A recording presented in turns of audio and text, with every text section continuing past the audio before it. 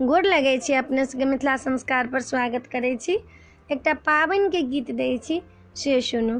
सुनेंगे सजानी आगे पाबानी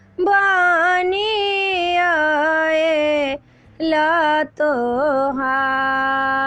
सुनेंगे सजानी आगे पाबानी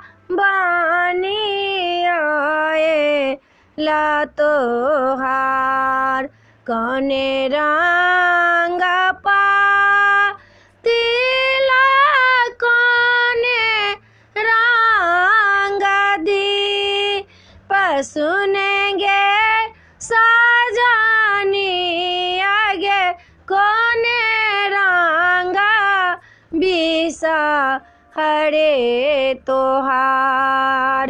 सुनेंगे सजानी आगे कौने रंग बिसा हरे तोहार।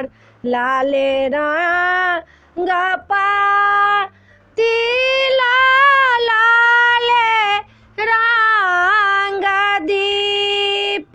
सुनेंगे सजानी आगे कारी रंग बिसार तोहार।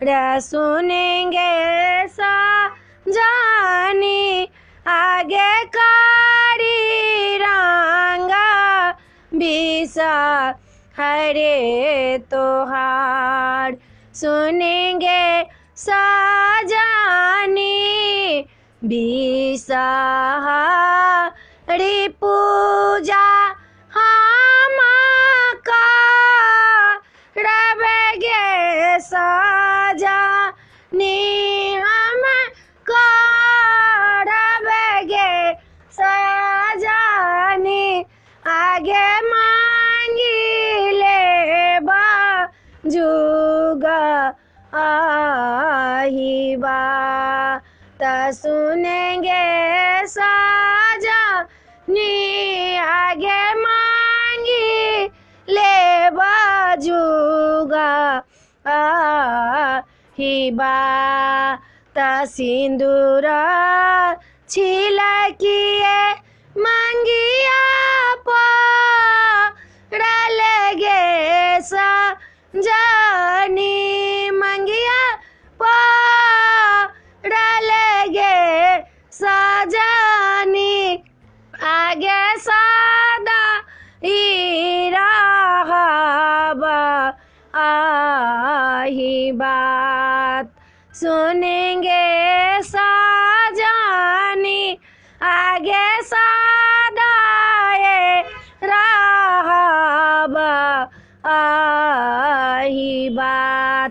चंदने छिलकिए पगिया पड़ल गे सजानी आगे सदा रहबा चिरंजीव।